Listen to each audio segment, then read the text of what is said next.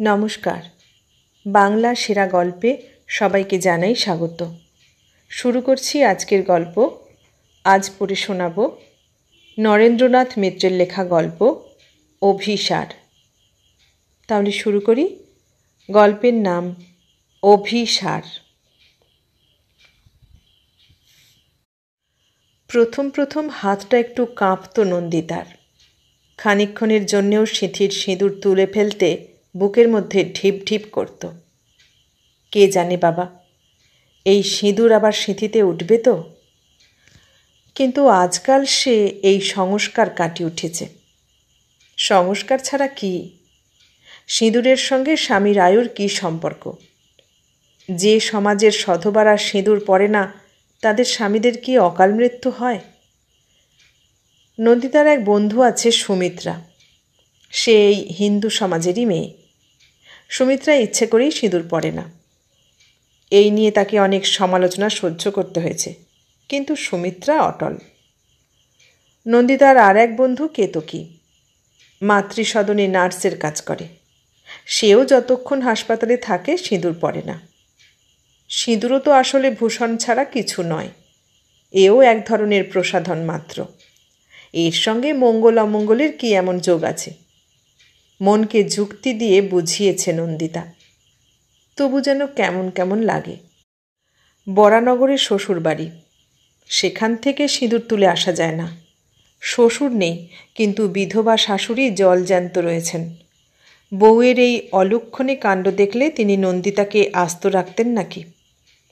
বরানগর থেকে যাদবপুর পর্যন্ত দীর্ঘ পথের দুধারে আত্মীয় স্বজন যে ২-৪ ঘর না আছে তা নয়, কিন্তু নন্দিতা তাদের কারো বাড়িতেই যায় না।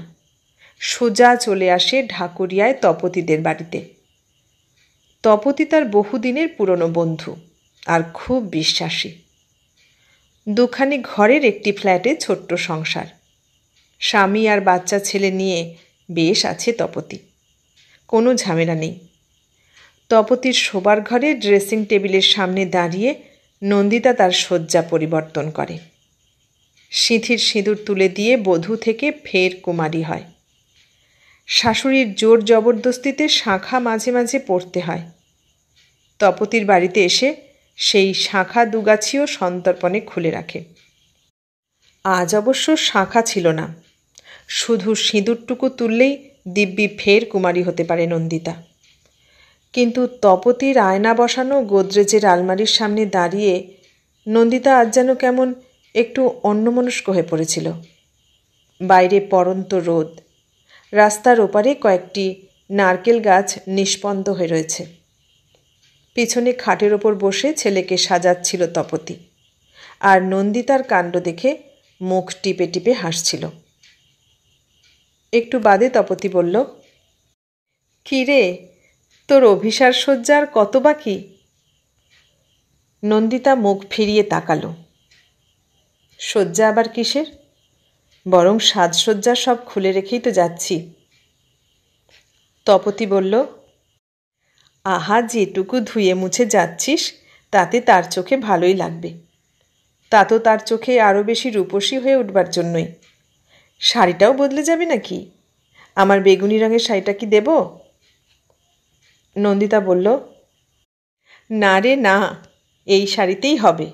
এই সাদা খোলের শাড়ি ওর পছন্দ। তপতি একটু হাসল। যতদূর জানি পছন্দটা তুইই করিয়েছিলি।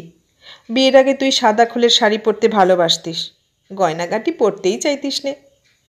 সুবীর বাধ্য হয়ে তোর সেই নিরাভরণ রূপ পছন্দ করে নিয়েছিল। কতবার অনুরোধ করেছিল রঙিন শাড়ি পরতে, পরিসনি। এখন তো দিব্যি পরছিস। আবহাওয়ার সঙ্গে মিলিয়ে মিলিয়ে রং বেরঙের শাড়ি। নন্দিতা তপতির দিকে তাকিয়ে হাসল। আহা, যত বয়স বাড়ছে তত যেন কাব্য উছলে উঠছে। রঙিন শাড়ি পরব না কি করব? না পরলে শাশুড়ি যে রাগ করে। তপতি বলল, আর জ্বালাস নে, শুধু শাশুড়ির দোহাই দেওয়া হচ্ছে। তার পুত্রটির মন জোগাতে হয় না, নয়ন জুড়াতে হয় না। মুখ টিপে হাসল নন্দিতা। তারপর ফের আয়নার দিকে তাকিয়ে সিঁদুর তোলায় মন দিল। তপতি বলল, তাড়াতাড়ি কর, হাসপাতালের ভিজিটিং আওয়ার্সের অর্ধেক সময় তো কেটে গেল, 5টা বাজে বাজে। নন্দিতা বলল, বাজুক গিয়ে। তপতি বড্ড ক্লান্তি লাগে। তপতির ছেলে পিন্টু তাগিদ দিচ্ছে, আমার তো খাওয়া হয়ে গেছে মা, কখন বেরোবে? তপতি জবাব দিল, এই তোমার মাসিমণির সাজসজ্জা শেষ হলেই বেরোবো বাবা, অস্থির হয়েও না, একটু ঠিক হয়ে দাঁড়াও, বোতামগুলি লাগিয়ে দিই। তারপর সে ফের নন্দিতার দিকে তাকালো। ক্লান্তি লাগে তো আসিস কেন? নন্দিতা এ কথার কোনো জবাব দিল না।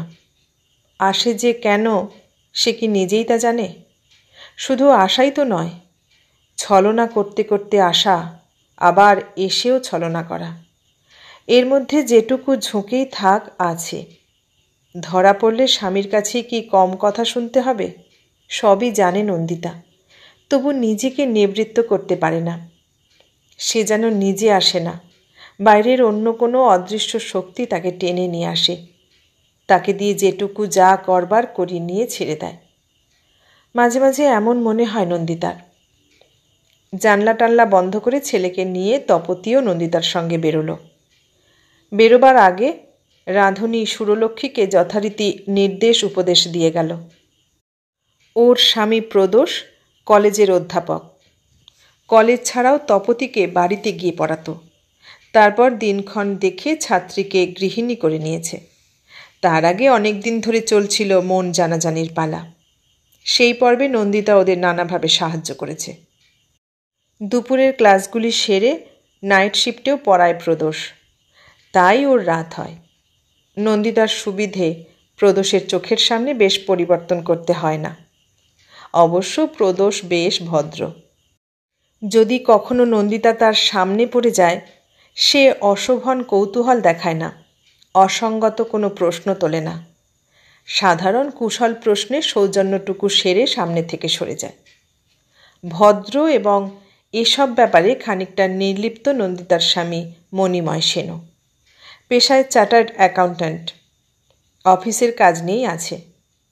প্রায় বাইরে বেরোয় বড় বড় ক্লায়েন্টের ফার্ম অডিট করতে। আজ বোম্বে, কাল পুনা, পরশু নাগপুর, জব্বলপুর লেগেই আছে। কাজ পাগল এই লোকটি স্ত্রীর চালচলন নিয়ে মাথা ঘামায় না। বিয়ে করা দরকার, মা পিড়াপিড়ি করছিলেন, তাকে বউ এনে দিয়েছে, ব্যাস। কর্মব্যস্ত স্বামীর এই ঈষৎ ঔদাসীন্য ভালোই লাগে নন্দিতার। নিরবচ্ছিন্ন প্রেমের নিগুড় যে কী, তা তো তার আর জানতে বাকি নেই। বড় রাস্তার মোড়ে ফলের দোকান।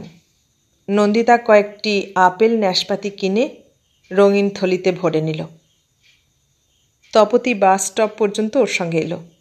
তারপর বলল, তুই ভাই তাহলে যা, শুধু ফল নিলি, ফুল নিলি নে? সে তো ফলের চেয়ে ফুলই বেশি ভালোবাসে শুনেছি। তুই যা, গিয়ে দেখে আয়, আমি ছেলেটাকে একটু ঘুরিয়ে টুরিয়ে নিয়ে সন্ধ্যার আগেই বাড়ি ফিরব।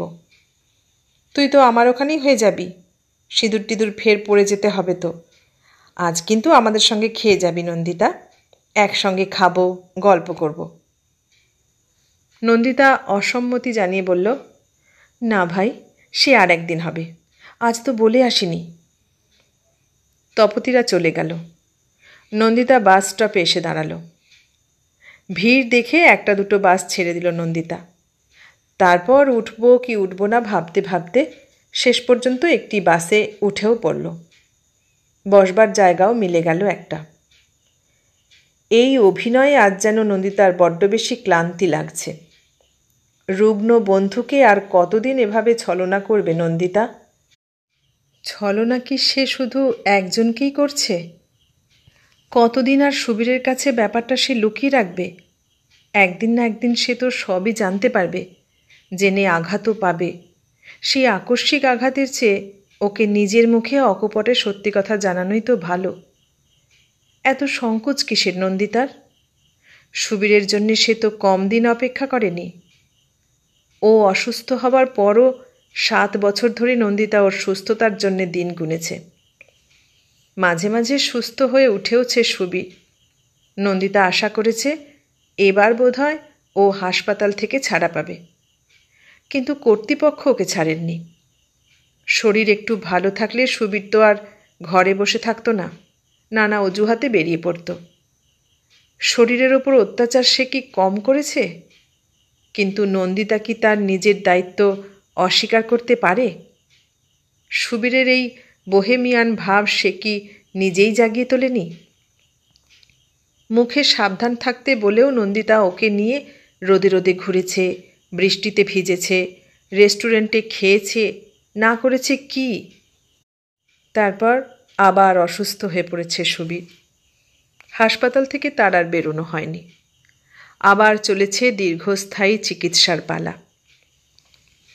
নন্দিতা তখন কলকাতার দক্ষিণ দিকেই থাকত। প্রায় রোজ আসতো ওকে দেখতে।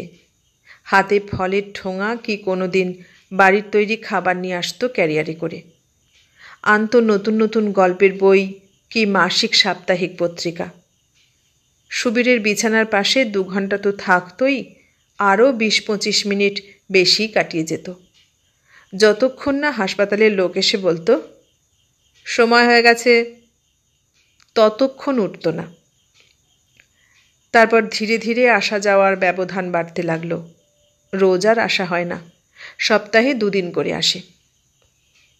তাতেও সুবীরের কি রাগ কি অভিমান। আগের মতো তুমি আমাকে আর ভালোবাসো না। এই অবুঝ চিররুগ্ন মানুষটিকে কি করে বোঝানো যায় ভালোবাসা প্রতি মুহূর্তে একরকম থাকে না, রোজ একরকম থাকে না, সেই স্রোতেরও জোয়ার ভাঁটা আছে। তবু নন্দিতা যুক্তি দিয়ে ওকে বোঝাবার চেষ্টা করত। সুবীর, ভালো আমি তোমাকে ঠিকই বাসি, কিন্তু আমি যে আত্মীয় বাড়িতে থাকি তাদের তো সংসারের কিছু কাজকর্ম আছে, দায়িত্ব আছে। সংসারে আরও যে কত দরকারি কাজ থাকতে পারে তুমি এই হাসপাতালের বিছানায় শুয়ে কিছুতেই তা বুঝতে পারবে না। সুবীর বলে, খুব পারি নন্দিতা। আমি তো মায়ের পেট থেকেই রোগী হয়ে জন্মাইনি। 25 বছর সুস্থ শরীরে এই পৃথিবীকে ভোগ করেছি। একটু চুপ করে থেকে সুবীর একটু হেসেছিল।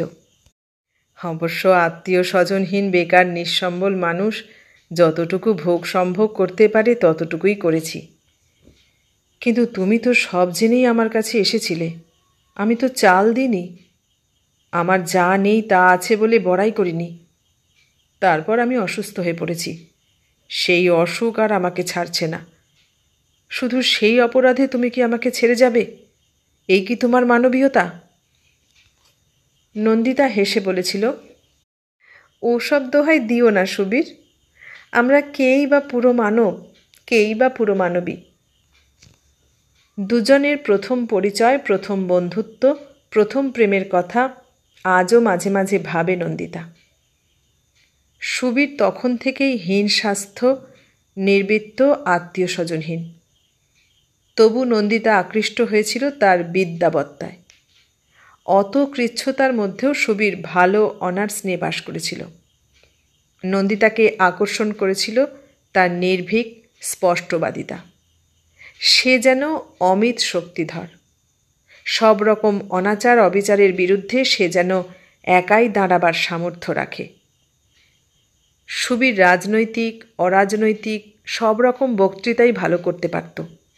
যখন যা লিখত তাও তীক্ষ্ণ হতো, সরস হতো। কিন্তু পুরো একখানা বই লেখার সুযোগ কি সামর্থ্য ওর আর হয়ে উঠল না। রোগ ওকে একেবারে ধরাশায়ী করে দিলে। টিবি আজকাল আর দুশ্চিকিৎসা নয়। কতজনের হয় আবার সারে। দিব্যি সুস্থ হয়ে তারা বিয়ে থা করে, ছেলেপুলে হয়। নন্দিতাও তাই ভেবেছিল, সেরে যাবে, কিন্তু সারল না। হয়তো চিকিৎসা বিভ্রাট, হয়তো ওর নিজের অনিয়ম অত্যাচার, হয়তো বা ওর দুর্বল শরীরের প্রতিরোধ শক্তির অভাব, হয়তো এর সব কিছুই আছে, হয়তো বা সেই সঙ্গে আরও কিছু। সুবীর মাঝে মাঝে বলতো, চিঠিতেও লিখত, নন্দিতা, তুমি যদি আমাকে আরও বেশি ভালোবাসতে, আগের মতো ভালোবাসতে, তাহলে আমি ঠিক সুস্থ হয়ে উঠতাম।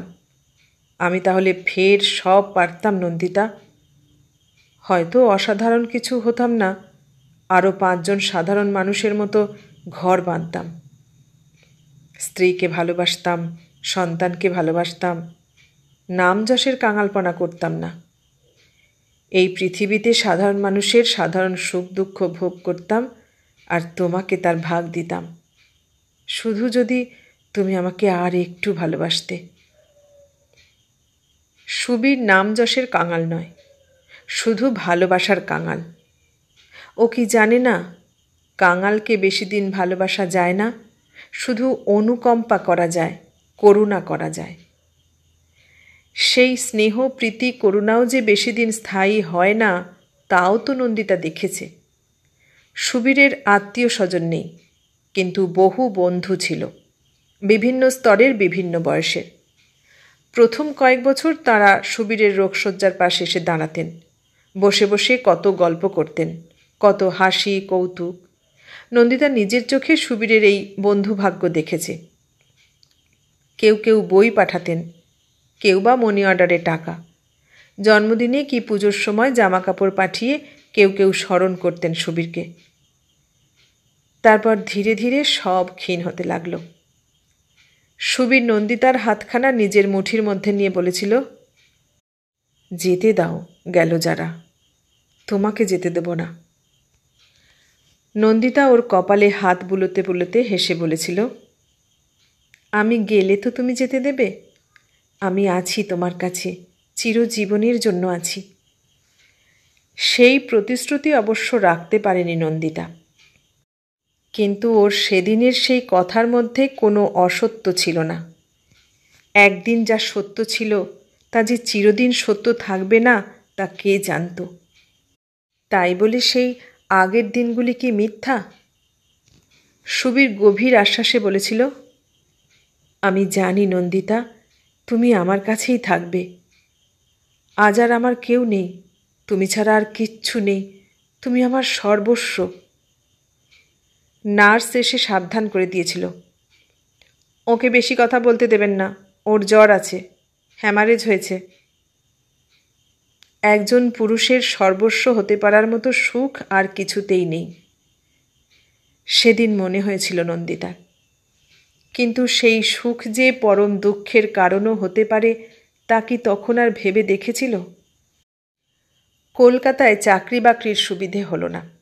নন্দিতাকে যেতে হলো চন্দননগরে স্কুলে মাস্টারি নিয়ে। প্রথম কিছুদিন কলকাতা থেকেই যাতায়াত করত, কিন্তু এ ব্যবস্থা বেশি দিন টিকিয়ে রাখতে পারল না, বড় কষ্ট হয়। নন্দিতা মেয়েদের হস্টেলে জায়গা করে নিল। সুবীর বলল, তুমি ইচ্ছা করেই আমার কাছ থেকে দূরে সরে গেলে। কলকাতায় কি কোনো একটা চাকরি টাকরি জুটত না? নন্দিতা বলল, কই আর জুটল? জুটলে কি আর দূরে গিয়ে থাকি? দূরে গিয়ে কিন্তু ভালোই লাগতে লাগলো নন্দিতার। স্কুলের মেয়েরা তাকে ভালোবাসে, টিচারদের মধ্যে অনেকেই তার যোগ্যতা স্বীকার করেন। সেক্রেটারি বলেন, আপনার সুখ্যাতি দেখি ক্রমেই ছড়িয়ে পড়ছে। নন্দিতার মনে হয় কি মধুর এই প্রশস্তি, ছাত্রীদের আনুগত্য, সহযোগিনীদের প্রীতি সৌখ্য, বন্ধুত্বের মূল্য যে এত বেশি এখানে না এলে বুঝতে পারত না নন্দিতা। আগের মতো সুবীরের চিঠির আর জবাব দেওয়া হয় না, ঘন ঘন দেখতে যাওয়া আর হয়ে ওঠে না। সুবীরের দীর্ঘ চিঠির জবাবে ছোট করে উত্তর লেখে নন্দিতা। সপ্তাহে সপ্তাহে পরীক্ষার খাতা দেখি, আরও কত রকমের কত কাজ, নিঃশ্বাস ফেলবার সময় নেই। চিঠির ধরন দেখে বোঝা যায় নন্দিতা অন্য সুখের স্বাদ পেয়েছে। বন্ধুত্ব আর ভালোবাসা তো আছেই, কাজকর্ম, কর্মস্থলের যশ জীবনে কম রসের যোগান দেয় না, সেই রস যেন প্রেমেরই পরিপূরক। কোনোদিন ছাত্রীদের ব্যান্ডেলের চার্চ দেখাতে নিয়ে যায়, সাপ্তাহান্তিক ছুটিতে দীঘার সমুদ্র তীর থেকে বেরিয়ে আসে, কোনোদিন বা দলবল নিয়ে কলকাতার টাহল দিয়ে যায়। সুবীরকে আর দেখতে যাওয়া হয়ে ওঠে না। চিঠির পর চিঠিতে সুবীরের অভিমান, ঈর্ষা, আক্ষেপ পুঞ্জীভূত হতে থাকে। নন্দিতার মনে একটু একটু অনুশোচনা যে না হয় তা নয়। একজন রুগ্ন বন্ধুকে, তার উপর একান্তভাবে নির্ভরশীল বন্ধুকে দূরে সরিয়ে রাখছে। যেতে আর ইচ্ছে করে না। হাসপাতালের সেই বিষণ্ণ পরিবেশ, ওষুধের গন্ধ, ডাক্তার নার্সদের চলাফেরা, অনেকটা কয়েদিদের মতো ইউনিফর্ম পরা রোগীদের জটলা, এই পরিবেশের মধ্যেও নন্দিতা সুবীরের সঙ্গে একসময় কি প্রণয়মধুর মুহূর্তগুলিই না কাটিয়েছে, কিন্তু জীবনের স্রোত তাকে আজ অন্যত্র সরিয়ে নিয়ে ফেলেছে।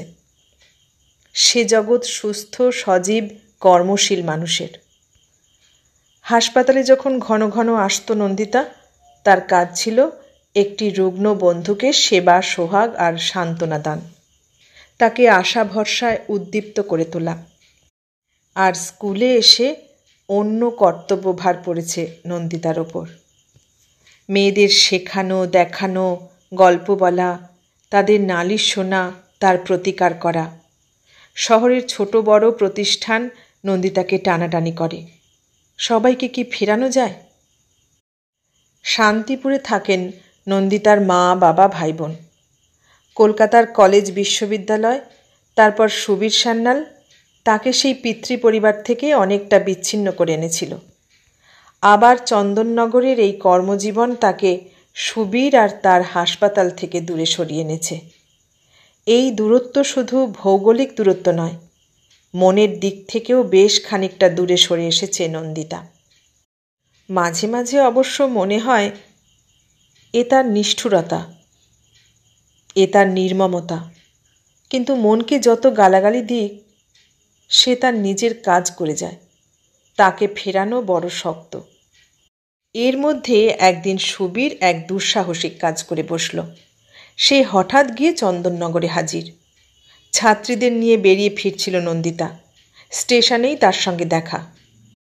নন্দিতা বলল, এ কি, তুমি যে এখানে? সুবীর বলল, তুমি তো আর যাও না, আমি তোমার সঙ্গে দেখা করতে এলাম। নন্দিতা বলল, তুমি এই অসুস্থ শরীর নিয়ে? সুবীর বলল, অসুস্থ শরীর নিয়ে আমি কোথায় বা না যাই, কোথায় তোমাকে নিয়ে আমি না ঘুরেছি। ভয় নেই, আমার স্পুটম এখন নেগেটিভ। ছাত্রীদের একটু দূরে দাঁড়িয়ে থাকতে নির্দেশ দিয়ে নন্দিতা সুবীরকে বলল, তুমি অত্যন্ত অন্যায় করেছ। তোমার স্পুটম পজিটিভই থাক আর নেগেটিভই থাক, তাতে কিছু এসে যায় না। আমি চাইনি তুমি আমার স্কুল পর্যন্ত এসে ধাওয়া করবে। সুবীর বলেছিল, কেন আমাকে 10 জনের সামনে স্বীকার করে নিতে তোমার এত লজ্জা কিসের? আমি কোন দিক থেকে অযোগ্য? আচ্ছা চলো তোমার হোস্টেলে, সেখানে কথা হবে। না, সেখানে আমি তোমাকে নিয়ে যেতে পারবো না। তাহলে চলো কোনো চায়ের দোকানে গিয়ে বসি, সেখানে কথা হবে। নন্দিতা বলেছিল, এমন কি কথা আছে যা আজ বলা চাই? আমি গিয়ে শুনব। কবে যাবে? আমার যখন সময় হবে সুবিধে মতো যাব একদিন। সেদিন পরের ট্রেনেই সুবীর চলে এসেছিল। নন্দিতা তাকে একটুও বিশ্রাম করতে বলেনি, 1 কাপ চা খাওয়ার জন্যে আমন্ত্রণ জানায়নি। ওই রুগ্ন দুর্বল মানুষটিকে আরও প্রচণ্ড আঘাত করতে পারলে সে যেন খুশি হতো। মাঝে মাঝে আপন স্বভাবের মধ্যে কী যে এক দুর্বোধ্য নিষ্ঠুরতা জেগে ওঠে, নন্দিতা নিজেই বুঝতে পারে না। ঝড়ের মতো, ভূমিকম্পের মতো সে যেন এক প্রাকৃতিক বিপর্যয়। সব মায়া মমতার বন্ধন ছিন্ন ভিন্ন করে দিয়ে যেতে চায়। অবশ্য মতবিরোধ গোড়া থেকেই। সুবীর বলতো, আমি গোপনীয়তা চাইনি, আমি চাই তোমার আত্মীয় স্বজন, বন্ধুবান্ধব সবার কাছে তুমি আমাকে স্বীকার করো। কিন্তু নন্দিতার মনে দ্বিধা। সে বলতো, সময় আসুক তখন তোমাকে বার করব, তার আগে তুমি সিন্ধুকে থাকো গোপন রত্নের মতো। দুজনের সম্পর্কের মধ্যে অনেক দিন আগেই চিড় ধরেছিল। এবার সেই ফাটল ক্রমেই বড় হতে লাগলো। অনেক দিন বাদে নন্দিতা ফের গিয়ে দেখা সাক্ষাৎ করল, কিন্তু সে যেন নিতান্তই কর্তব্যবোধ। তাতে কোনো রস নেই, আনন্দ নেই। সুবীর কিছুদিন অভিমান করেছিল, কিন্তু ফের তার সেই আবেগ, উচ্ছ্বাস, অভিযোগ, অভিমান প্রবল এবং অবিরল হয়ে উঠল। চিঠির পর চিঠিতে সে নন্দিতাকে অতিষ্ঠ করে তুলল। সুবীর লিখতে লাগল, তুমি এত নিষ্ঠুর, এত হৃদয়হীন। কিন্তু এই গঞ্জনা শুনে নন্দিতার যে সহৃদয়তা বাড়ল তা নয়। সে ভাবতে লাগল, এ কোন ধরনের পুরুষ বিন্দুমাত্র যার আত্মসম্মান নেই? সব শেষ হয়ে গেছে শুনেও যে ছেড়ে দিতে চায় না, ইচ্ছার বিরুদ্ধে যে তাকে বেঁধে রাখতে চায়, তাকে সহ্য করা কি সহজ? কি করে এই কারাগার থেকে রক্ষা পাবে নন্দিতা ভেবে পায় না। একজন যেন অবাঞ্ছিত বাসনার দুই বাহু মেলে তাকে জড়িয়ে ধরবার জন্যে পিছনে পিছনে ছুটে আসছে, আর নন্দিতা প্রাণপণে তার হাত থেকে রক্ষা পাওয়ার জন্যে ছুটে পালাচ্ছে। পথের আর শেষ নেই।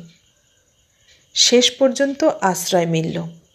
বাবা মা অনেক দিন ধরেই বিয়ের জন্যে চাপ দিচ্ছিলেন, কিন্তু নন্দিতা তাতে কান দেয়নি। দাদারা বিরক্ত হয়ে এ প্রসঙ্গ ছেড়েই দিয়েছেন।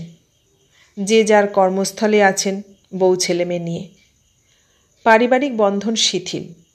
2-1 দিনের অতিথি হিসেবে তাদের কাছে যায় নন্দিতা, কিন্তু যাওয়ার পর সেই 2 দিন কাটানোও কষ্টকর হয়ে ওঠে। এই সময় বাবা মা আবার পীড়াপিড়ি শুরু করলেন। বাবা বললেন, খুকি, আমার কথা শোন, আমার দশা তো দেখছিস, দেহের যা অবস্থা, নড়তে চড়তে পারি নে, কবে চলে যাব তার ঠিক নেই। অনেক দিন বাদে আবার একটি সম্বন্ধ এসেছে। ছেলেটি ভালো, বাড়ির অবস্থাও ভালো, আয় রোজগার ভালো, শুধু বয়স একটু বেশি।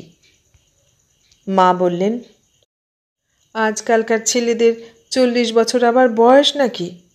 তোমার মেয়েই বা এমন কোন কচি খুকি? নন্দিতা বলল, করো তোমাদের যা খুশি, আমি আর ভাবতে পারিনি।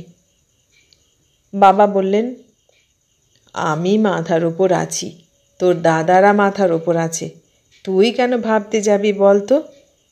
এতদিন নিজের ভাবনা নিজে ভেবেছিলি বলেই তো এই হাল। ওরা যা বললেন তাতেই রাজি হয়ে গেল নন্দিতা।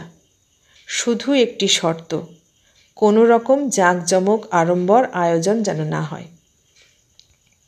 তেমন আড়ম্বর অনুষ্ঠানের সাধ্য বাবার ছিল না। নানা কারণে দাদারা তেমন সাহায্য করতে পারলেন না।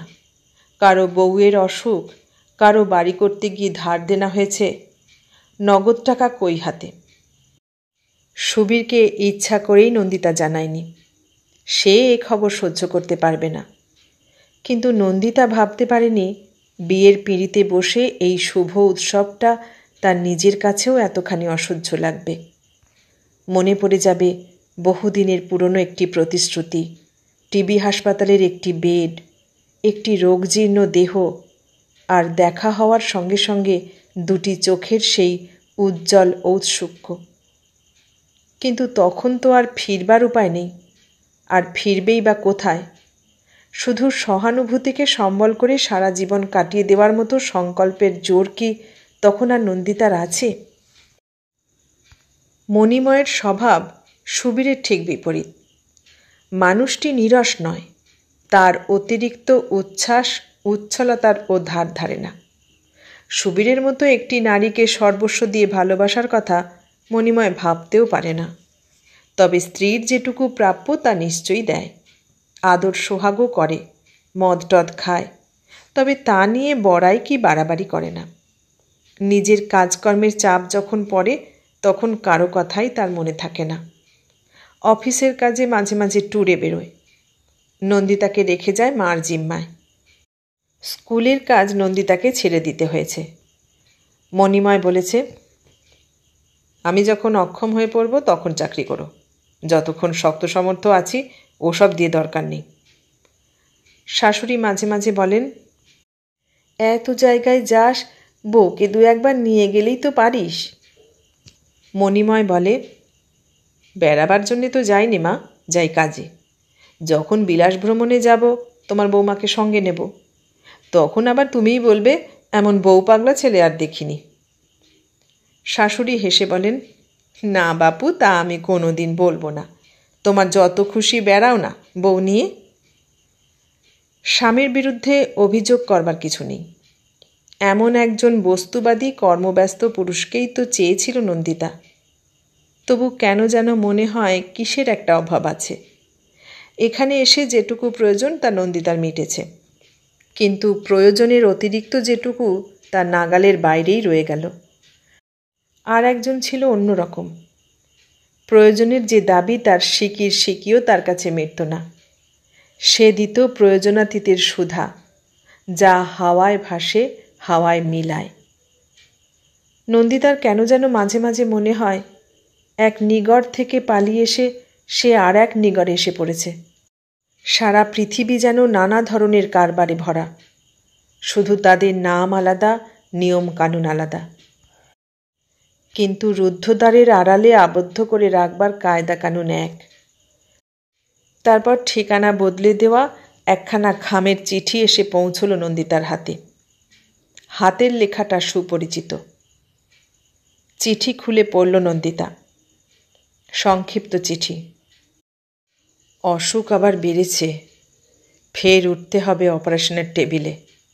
নেমে আসতে পারবো কিনা জানি নে। তোমার সঙ্গে একবার দেখা হলে ভালো হতো। স্বামী সফরে বেরিয়েছে। শাশুড়ির কাছ থেকে ছুটি নিল নন্দিতা। হাসপাতালে এক আত্মীয় আছে নন্দিতার, সম্পর্কে ভাই হয়। তার অসুখের বড় বাড়াবাড়ি। নন্দিতা অনুমতি চাইল। একটু দেখে আসবো মা? শাশুড়ি মানুষ ভালো, সঙ্গে সঙ্গে অনুমতি দিলেন।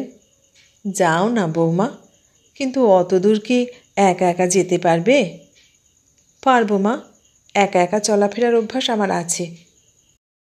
পথে যেতে যেতে নন্দিতার হঠাৎ মনে হয়েছিল, এই বেশে তো যাওয়া যাবে না সুবীরের কাছে। সে বড় নিষ্ঠুরতা হবে। ও যদি নন্দিতার বিয়ের খবর না পেয়ে থাকে তাহলে হয়তো অবাক হবে। মুগ্ধ বিস্ময়ে বাক্যহারা হবে না, দুঃসহ বেদনায় স্তব্ধ হয়ে থাকবে। কি দরকার ওই মৃত্যুপথযাত্রীকে পথের প্রান্তে অমন করে ঠেলে দেবার? তার চেয়ে একটু মধুর মিথ্যায় তাকে শান্তি দিতে ক্ষতি কি? ঢাকুরিয়ার বাবুবাগান লেনে থাকে দপতিরা। সেখানে গিয়ে বন্ধুকে সব কথা খুলে বলেছিল নন্দিতা। সৎ উদ্দেশ্য এবং কিঞ্চিত অসৎ উপায়ের কথা সে গোপন রাখেনি। তপতি সায় দিয়ে বলেছিল, বলেছিস, মরার ওপর খাঁড়ার ঘা দিয়া লাভ কি?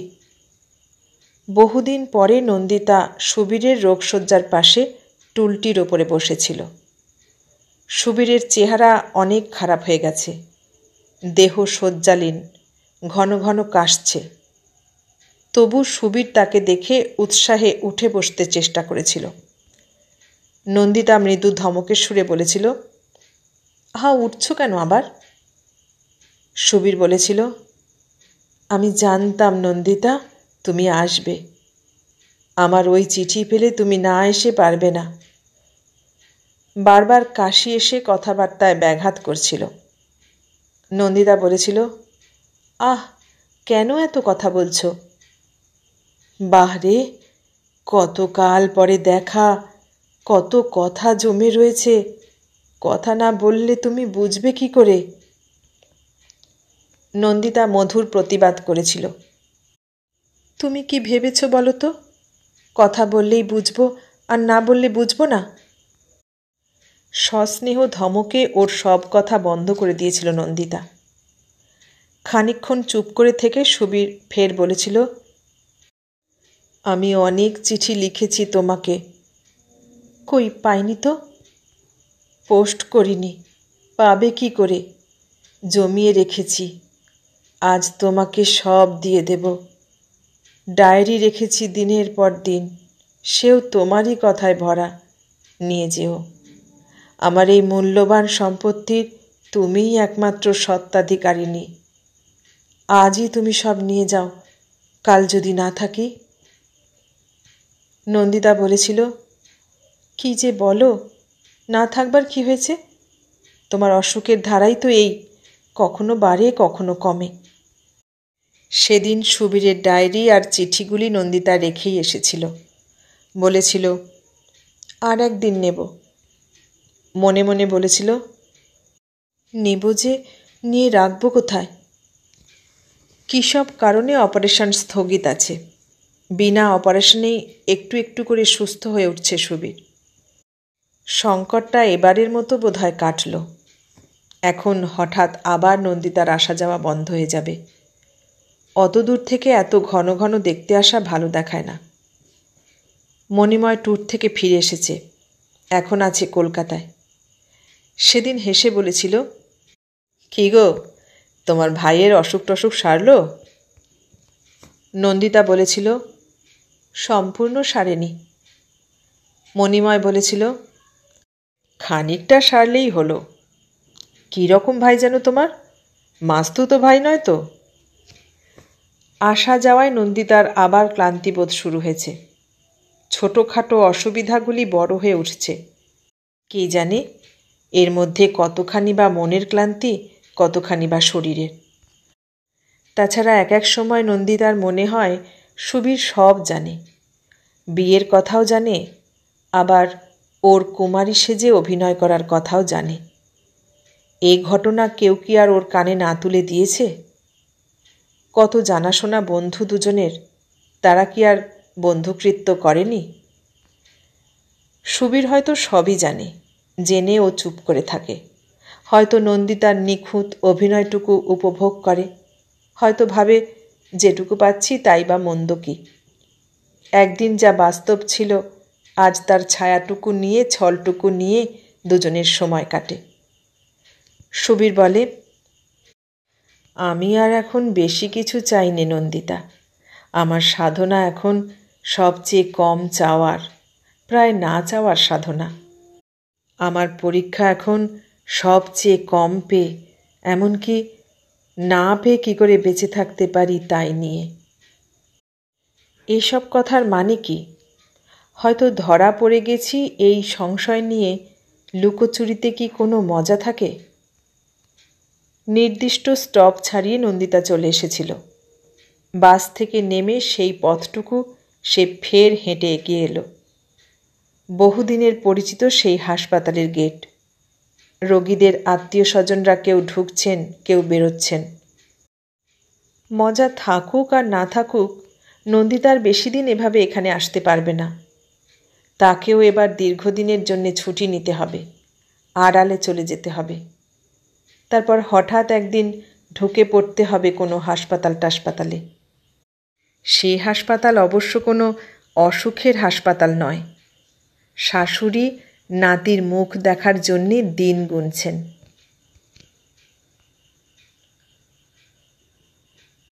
এতক্ষণ শুনলেন নরেন্দ্রনাথ মিত্রের লেখা গল্প অভিসার।